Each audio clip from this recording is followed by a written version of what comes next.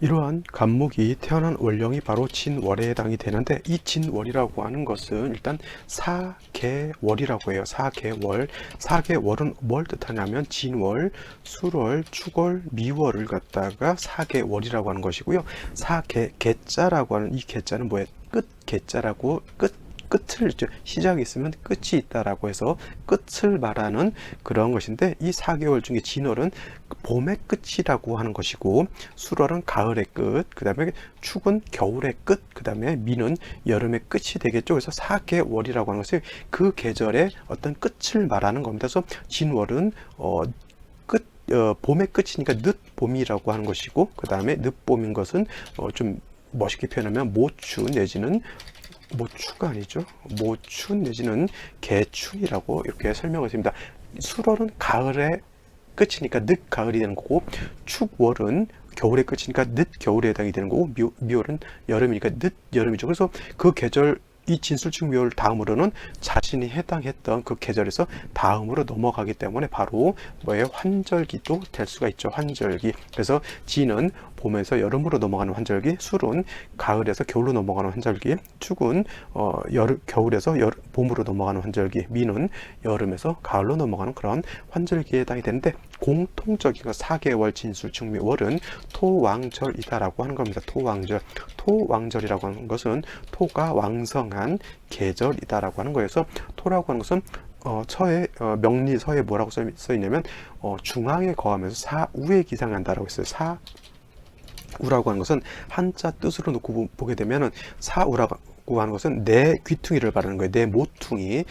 구궁에서 놓고 봤을 때 진술축 및 내 귀퉁이 이렇게 나눠져 있잖아요. 그래서 진술축미는 내 귀퉁이 있으면서 사계절에 왕하다고 했어서, 진은 임묘진 동방에 있으면서 토가 왕한 계절, 미는 사오미 남방에 있으면서 토가 왕한 계절, 그 다음에 신유술 술월은 가을에 있으면서 토가 왕한 계절, 그 다음에 축은 해자축 북쪽에 있으면서 토가 왕한 계절, 다 토가 왕한 계절에 해당이 됩니다. 그래서 간목이라고 하는 것이 진월에 태어나게 되면 일간은 쇠한 때에 태어났고 재성인 토가 왕하기 때문에 제다신 약한 그런 사주국세가 된다. 그래서 간목이 진월에 태어났을 때는 인성이라든가 비경겁제가 있어서 약한 일간을 도와주어야지만 재성을 감당할 수 있다.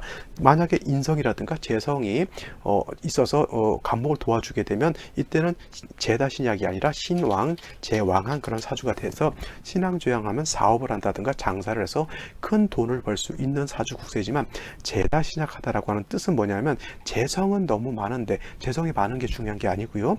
재성이 아무리 많다 하더라도 내가 그걸 감당할 수 있어야지만 내 재물인 것이지, 내가 감당하지 못하면 그것은 내가 감당할 수 없는 재물이기 때문에 오히려 빚을 진다라고 하는 그러한 것으로도 볼 수가 있겠죠.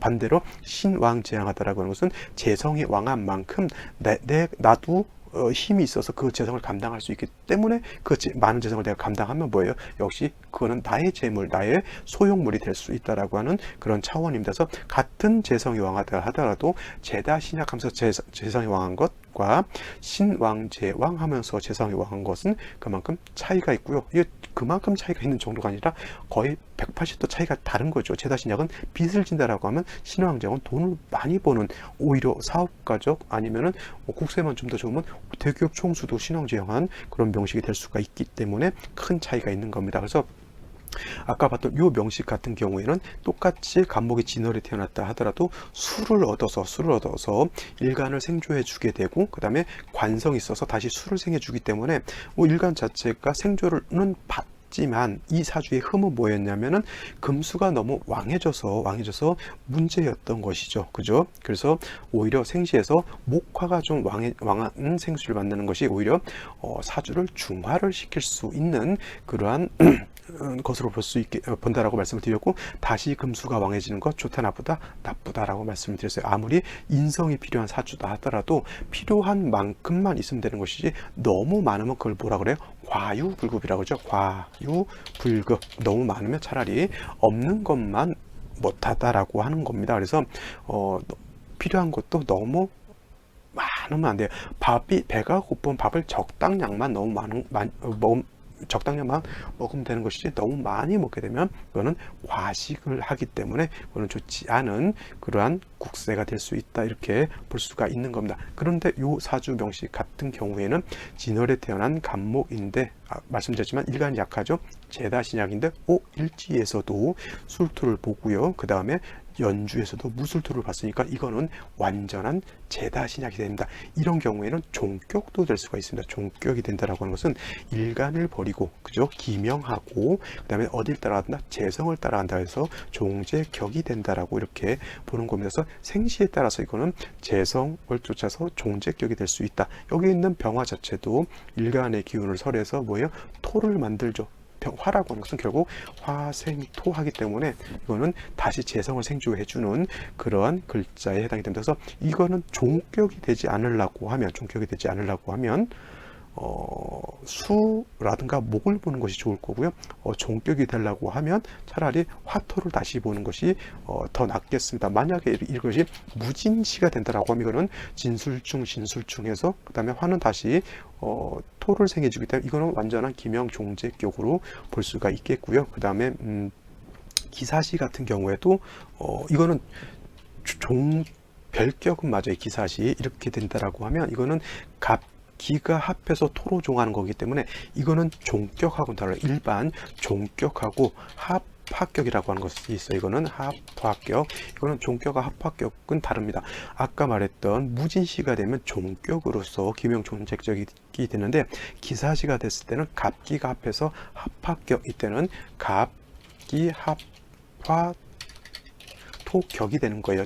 같은 토로 종한다 하더라도 합합격이 되는 것과 종격이 되는 것은 좀 다르다라고 볼 수가 있겠고, 그 다음에 경호시가 된다라고 하면 이거는 토로 종할 수 있어요. 이것도 오수랍하고 이것도 경금이 있어서 좀 나쁘지 않을까요? 이것도 제가 봤을 때는 종제격이 될 수 있다. 왜냐하면 경금이 있는 것은 토로 종하는 것이기 때문에 크게 문제될 바는 아니고, 오히려 경금이 있으면 이 경금은 왕토의 생주를 받아서 간목 자체를 파극해버리기 때문에 간목이 오히려 자기 자신을 포기하기가 더 쉽죠. 이런 것도 종제격, 신미시도 종제격, 그죠? 이렇게 이것도 종제격으로 볼 수가 있겠습니다. 그래서 이렇게 잘 보세요. 무진시, 그 다음에 기사시는 합합격이라고 말씀드렸고, 그 다음에 신미시도 마찬가지 요 갑술시는 별도, 요것도 종제격으로 볼 수가 있겠는데, 갑술시 같은 경우에는 이건 종제격이 될 것 같지만 되지 않습니다. 왜냐하면 간목이 있으면은 아무리 그렇다 하더라도 이건 합격이고요. 합격은 제가 보는 관점에서는 종제격이 되지 않는다라고 보시는 것이 더 타당하다라고 볼 수가 있겠고, 만약에 이 사주가 을축시가 된다라고 하면 이 또한 종제격으로 보지 않습니다. 토가 많죠. 토가 많다 하더라도 축 중에 신금 개수가 있겠고요. 진술충한다 하더라도 수가, 이건 진술충하면 진중에 있는 개수는 의미가 없어요. 하지만 축 중에 수가 살아있고 을목이 있기 때문에 이거는 종격은 되지 않고요. 그냥 내격으로 보는데 완전한 제다신 약한 그런 사주가 됩니다. 그래서 이거는 원국 자체에서 재성이 너무 많고 일간이 약해서 문제가 되는 사주이고요. 이것이 좀 중화가 되기 위해서는 대운에서라도 비거분이라든가 인성운을 만나야지만 그나마 왕한 재성을 감당할 수 있는데, 다시 식상운인 화운을 만난다거나 다시 다시 토운을 만나게 되면은 화는 다시 토를 생해줄 것이고요. 그 다음에 토가 다시 왕해지면 토다 목절할 수밖에 없겠죠. 다시 재성이 왕해지니까 다시 사주의 국세가 깨진다라고 볼 수가 있겠습니다. 자, 운세를 보게 되면은, 자, 정사대운, 무호대운, 기미대운 다 화토운이죠. 이때 좋았을까요? 나빴을까요? 당연히 좋지 못합니다. 당연히 못하죠. 토가 많아서 문제인데 다시 토가 많아지게 되면 재성이 많아져서 일간 목이 부러진다라고 하는 토다 목절한다라고 하는 사주잖아요. 토다 목절, 원래는 토해서 목이 토를 극하지만은 토가 너무 많게 되면 오히려 목이 부러진다라고 하는 사주인 것이고요. 경신 신유시 오면 좋을까요? 나쁠까요? 이 경솔 신유시가 오게 되면 좋지 못합니다. 왜냐하면 토만 있을 때는 제다신약인데 토가 많은 상태에서 관살이 왕해지게 되면 사주 국세에서 어떻게 바뀌냐면, 이거는 설교 집으로 바뀌는 거, 이런 경우에는 뭐야, 물론 이제 사람 자체가 나쁜 사람 같으면은 유흥, 오락, 주색잡기, 도박 같은 걸로 인해서 나쁜 일을 당할 수도 있겠지만, 착실한 사람 같은 경우에는 열심히 돈 벌려고 고생 하는데 돈은 안 벌리고, 돈 벌려고 사업을 했는데 사업이 많아서 부도 내고 하면 어떻게 돼요? 부도가 뭐 경제범죄는 뭐 파렴치범은 아니니까. 그래서 그런 걸로 인해서도 좀 안 좋은 일을 당할 수도 있잖아요. 그래서 경우에 따라서는 제다 신약이 파렴치범, 예를 들어서 사기꾼이라든가 뭐 이렇게 도적 같은 걸로도 될 수가 있겠고, 그렇지 않은 경우에는 예를 들면 이제 경제범죄 같은 경우 운세에서 그렇게 당할 수도 있습니다. 또 한 가지, 남자 사주에서 봤을 때 남자인 경우 재성이라고 하는 것은 육친운상으로 봤을 때 아버지에 해당이 되는 거고요. 아버지. 그 다음에 남자 같은 경우 재성이라고 하는 것은 또 뭐예요? 처 안에 있죠. 안에 처도 재성에 해당이 되는데, 제 일간이 약하고 재성이 이렇게 많게 되면 아버지 덕 있을까요? 없을까요? 처덕이 있을까요? 없을까요? 네, 제더 신약인 사람들 아버지 덕 없고요. 처덕도 별무하다라고 볼 수가 있겠습니다. 이 사주 어렸을 때, 기축대원님 어렸을 때는 아니죠. 20대 때 후반대, 울충년 때 아버지가 돌아가셨고요. 재성이 있으니까 이제 결혼을 하게 되는데 부인하고도 이혼해서 외롭게 혼자 사는 그런 사주가 되는데, 아까도 말씀드렸지만 관살운이 오게 되면은 일간이 관살을 감당을 못 하잖아요. 이럴 때는 관살이라고 하는 것은 뭡니까? 사건, 사고 내지는 재성으로 인한 어떤 그런 것으로도 볼 수가 있는데, 이때 사고를 당해서 몸을 좀 심하게 또 다치는 그러한 큰 사고를 당했던 그런 사주가 되겠습니다. 일간이 근기가 있느냐 없느냐가 이만큼 중요한 것이고, 제다 신약인 경우에 이렇게 아버지 덕, 처덕 없고 관살이 올 때는 어떤 명예손상이라든가 이런 것도 당할 수 있다라고 하는 거 꼭 명심해 두시기 바랍니다. 오늘 여기까지 설명드리고요. 저는 내일 또 찾아뵙도록 하겠습니다. 감사합니다. 자, 오늘 같이 비교 분석할 명식, 사주 분석할 명식은 무술년, 병진월, 갑술 1에 태어난 사주 명식이 되겠고요. 일간은 갑목, 그 다음에 태어난 월령은 진월에 태어난 사주 명식이 되겠습니다. 자, 여기 있는 사주 금방 일진강에서 강의를 했죠. 2020년 4월 21일 화요일 날 발생한 사주 명식으로서 경자년, 경진월, 갑오 1에 태어난 사주 명식입니다. 똑같이 일간 갑목인 것이고요. 월령 자체는 진월에 태어난 사주 명식인데, 뭐 일간과 월령이 같다고 해서 뭐 똑같은 사주는 아니고, 사주 배합이 나머지 6개의 글자가 어떻게 짜여지느냐에 따라서 천태만상 완전히 다른 사주 국세가 될 수 있다, 이렇게 보시면 되겠고, 자, 다시 한번 갑목이라고 하는 것 살펴보게 되면 양목에 해당이 되죠. 양목이라고 하는 것 대리목으로 볼 수가 있는데, 갑목은 두 가지 용도가 있다고 말씀드렸습니다. 하나는 생목이었을 때의 용도, 다음으로는 성목이었을 때의 용도라고 말씀을 드렸고요.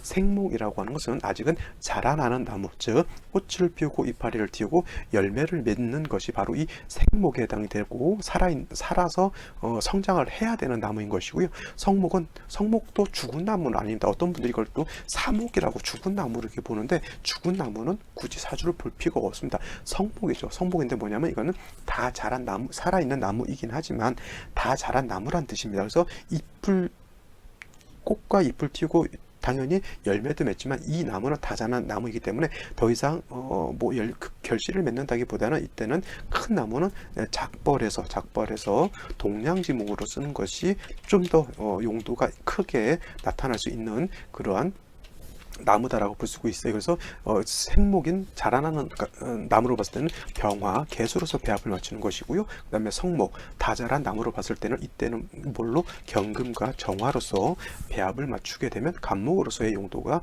있다라고 하는 것. 이거 지금 이렇게 설명드리는 것은 갑목이라고 하는 것 특성이 그러한 것 같다. 갑목의 습성이 그렇다라고 하는 걸 드리는 것이고, 이 갑목이 어느 월에 태어났느냐에 따라서 이거를 성목으로 볼 것이냐 생목으로 볼 것이냐를 구분하는 것이 더 중요하다라고 볼 수가 있겠죠. 지금